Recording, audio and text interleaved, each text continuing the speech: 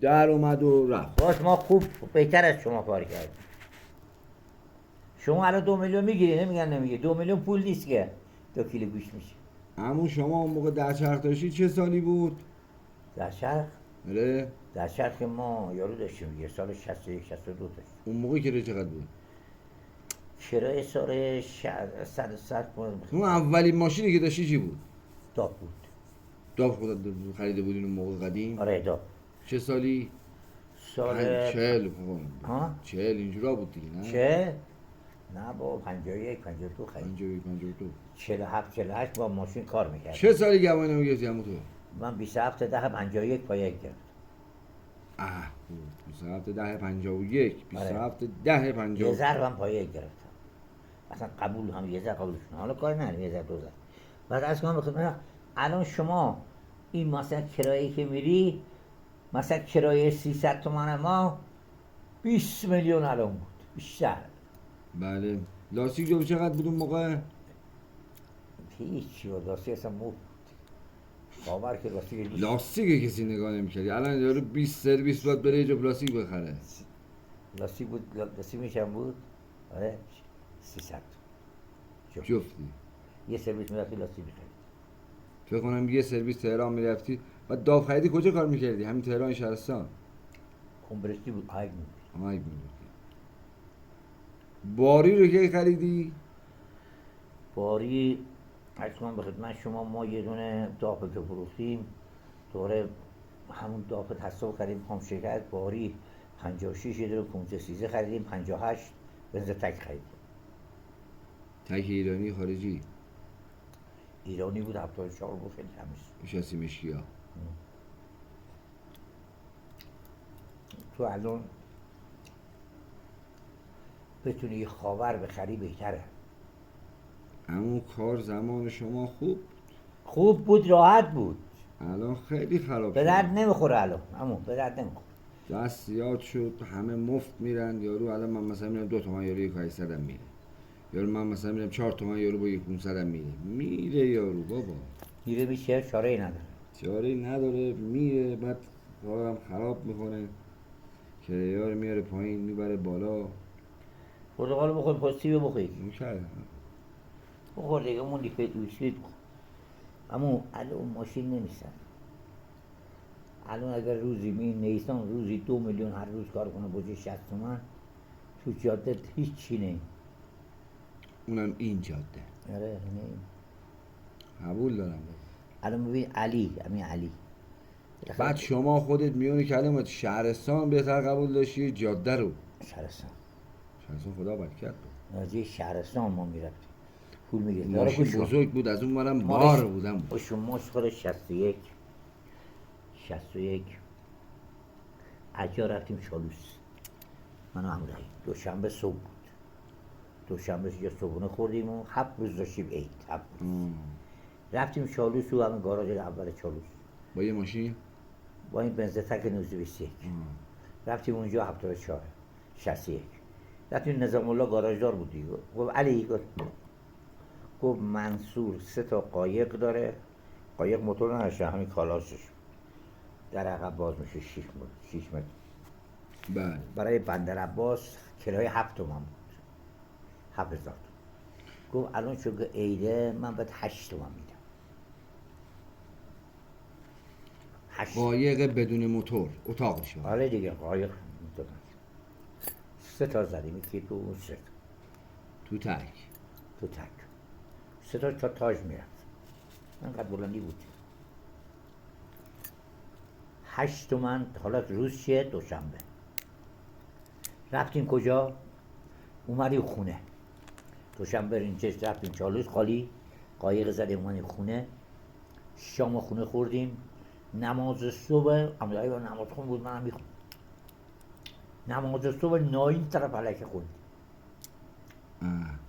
فردا شد که ناین سه شنبه راه رفتیم. این موقع رفتیم بندر عباس. فردا شب این بنز 74 خوب راه میرفت. نه بابا 275 تا بیشتر نمیشه. نه بابا بخورم خب چرا خب دپرسیون سیارو بود. سربالا رو بود. سربالا رو بود. قدرتی بود. کمبرسی بود. 75 کیلو دیگه تخته میکردی 80 تا نمیرفت. این شیراز 92 خیلی میرفت، 10 چرخه خیلی میرفت. گوش کن، دوشنبه همین موقع رفتیم چیست، سه‌شنبه غروب میرفتیم بندر، صبح شده رفتیم دم شب قایق برای صاحبش خالی کردیم، اومدیم ترمینال. یارو گفت گوجه میزنیم برای تهران، چند کرایه 8. هر بار ما اومدیم فین بندر عباس 40 کیلومتر برای بندر عباس، رفتیم توی خاکی، رفتیم دیدیم سر زمین یه دونه بنزراتون هست طرف گوجه میزنه برای لنگرود، میخواد بزنه رود سر. سال 61. آره گفت که آره من رود سر نمیرم، با صاحب برو جربست میگردم. گفتم تو رود سر نمیری ما میری. بارام کامپیوتر نبود که، شماره اونو زدیم تو بارنامه من، بارنامه اونو گرفتیم شماره اونو زدیم تو بارنامه من. خودکاری بود دیگه. آره دیگه خودکاری. بارنامه رو عوض کرد. گفتم من میرم رود سر. حالا شد چهارشنبه دیگه، سه‌شنبه قایق خالی کردیم. ببین ما سه‌شنبه راه رفتیم درسته؟ بله. دوشنبه رفتیم شروع زدیم، شب اومدیم، شب رفتیم، فردا شد سه‌شنبه غروب رفتیم، چهارشنبه چی بندر عباس بار خالی کرد. بندر عباس بار خالی کرد، گازوئیل همون نبود، صف سیاه گازوئیل خیلی قطع. اومدیم گازوئیل دو تا باگ داشتیم، یکی 400 تا میگرفت، یکی 300. ماشین دو باگ بود. دو باگ. اما اومدیم کجا؟ چهارشنبه بار زدیم، همین موقع یه خورده زودتر از خاکی اومدیم تو جاده. اومدیم تو جاده، یه دور شلوار پیژامه تنم بود، شلوارم پوشیدم. هوا گرم. زیاد گرم نبود، شب عید بود دیگه، نه زمستون بود، عید نه تو. گاز گرفتیم تا صبح راه اومدیم. صبح رسیدیم یزد، ماشین دادیم خود اما تایم دیدم جاده یارو میره قصاب. رایب چرا اینجا میری؟ من گفتم لابد اینجا تهران. کاری نداره، دور زدیم. فردا راه اومدیم گازوئیل اومدیم ناین، بی نوبت گازوئیل زدیم، تره بی نوبت گازوئیل میزن. آفرین.